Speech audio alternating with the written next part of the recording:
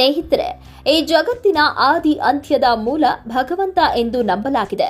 ಯಾವಾಗ ಭೂಮಿಯ ಮೇಲೆ ದುಷ್ಟರ ಪಾಪ ಕಾರ್ಯಗಳು ಅಧಿಕವಾಗುತ್ತೋ ಆಗೆಲ್ಲ ಭಗವಂತನು ಅವತಾರವನ್ನೆತ್ತುತ್ತಾನೆ. ಅದರಲ್ಲೂ ಪಡುಗಡಲ ಮೇಲೆ ವಾಸಿಸುವ ಶ್ರೀಮನ್ನಾರಾಯಣನು ಅವತರಿಸಿದ ಅವತಾರಗಳಿಗೆ ಲೆಕ್ಕವೇ ಇಲ್ಲ.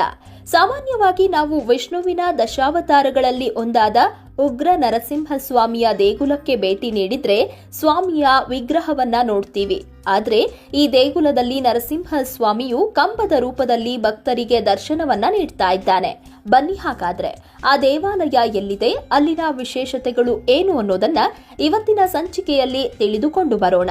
ಆದ್ರೆ ಅದಕ್ಕೂ ಮುನ್ನ ನೀವಿನ್ನೂ ನಮ್ಮ ಚಾನೆಲ್ನ ಸಬ್ಸ್ಕ್ರೈಬ್ ಮಾಡಿಲ್ಲ ಎಂದಾದ್ರೆ ಕೂಡಲೇ ನಮ್ಮ ಚಾನೆಲ್ನ ಸಬ್ಸ್ಕ್ರೈಬ್ ಮಾಡಿ ಹಾಗೂ ಬೆಲ್ ಬಟನ್ನ ಕ್ಲಿಕ್ ಮಾಡಿ.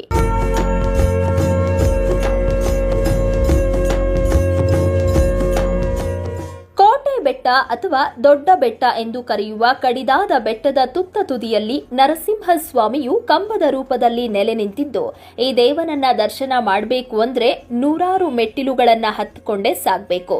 ಈ ದೇಗುಲದ ಪ್ರಮುಖ ಆಕರ್ಷಣೆ ಏನಂದ್ರೆ 20 ಅಡಿ ಎತ್ತರವಾಗಿರುವ ನರಸಿಂಹ ದೇವರ ಮೂರ್ತಿ. ಹಿರಣ್ಯ ಕಶ್ಯಪುವನ್ನ ಸಂಹರಿಸುವ ಭಂಗಿಯಲ್ಲಿ ಉಗ್ರ ನರಸಿಂಹ ಮೂರ್ತಿಯನ್ನ ದೇಗುಲದ ಹೊರ ಪ್ರಾಂಗಣದಲ್ಲಿ ಪ್ರತಿಷ್ಠಾಪನೆ ಮಾಡಿದ್ದು, ಈ ಮೂರ್ತಿಯನ್ನ ನೋಡ್ತಾ ಇದ್ರೆ ಮೈ ರೋಮಾಂಚನವಾಗುತ್ತೆ. ಪುಟ್ಟದಾದ ಗೋಪುರ, ಪ್ರದಕ್ಷಿಣಾ ಪಥ, ಬಂಗಾರದ ಕವಚಗಳಿಂದ ಕೂಡಿದ ಗರ್ಭಗೃಹವನ್ನ ಹೊಂದಿರುವ ಈ ಆಲಯವನ್ನ ಪ್ರಕೃತಿಯ ಅನನ್ಯ ಸೌಂದರ್ಯದ ನಡುವೆ ನಿರ್ಮಿಸಲಾಗಿದೆ. ಈ ಸ್ಥಳದಲ್ಲಿ ನರಸಿಂಹ ಸ್ವಾಮಿಯು 3 ಅಡಿ ಎತ್ತರದ ಕಂಬದಲ್ಲಿ ನೆಲೆ ನಿಂತಿದ್ದು, ಸ್ವಾಮಿ ಇರುವ ಕಂಬದಲ್ಲಿ ಶಂಖ, ಚಕ್ರ, ತ್ರಿಶೂಲ, ಬಿಲ್ಲು ಹಾಗೂ ತಿರುನಾಮಗಳಿರೋದನ್ನ ನೋಡಬಹುದಾಗಿದೆ. ಇನ್ನು ಈ ಕ್ಷೇತ್ರದಲ್ಲಿ ಸ್ವಾಮಿ ನೆಲೆಸಿದ್ರ ಬಗ್ಗೆ ಒಂದು ಕತೆ ಕೂಡ ಪ್ರಚಲಿತವಾಗಿದೆ.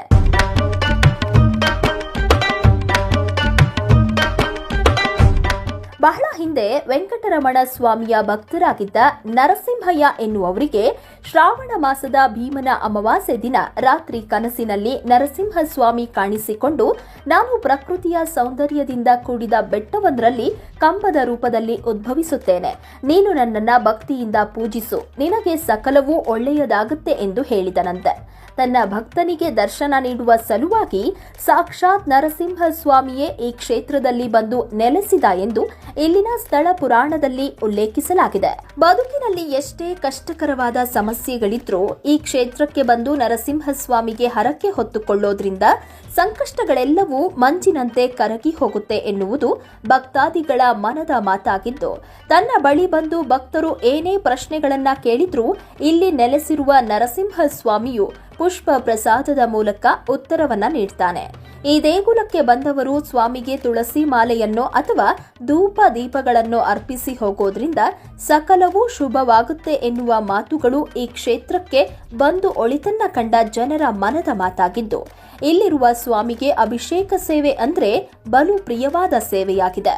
ಅತ್ಯಂತ ಪುರಾತನವಾದ ಈ ದೇವಾಲಯವನ್ನ ಇತ್ತೀಚೆಗಷ್ಟೇ ನವೀಕರಿಸಲಾಗಿದ್ದು, ಕಡಿದಾದ ಬಂಡೆಗಲ್ಲುಗಳಿದ್ದ ಜಾಗದಲ್ಲಿ ಭಕ್ತಾದಿಗಳು ಅನುಕೂಲಕ್ಕಾಗಿ ಉತ್ತಮವಾದ ಮೆಟ್ಟಿಲು ಹಾಗೂ ಶೆಡ್ಗಳನ್ನು ನಿರ್ಮಿಸಲಾಗಿದೆ.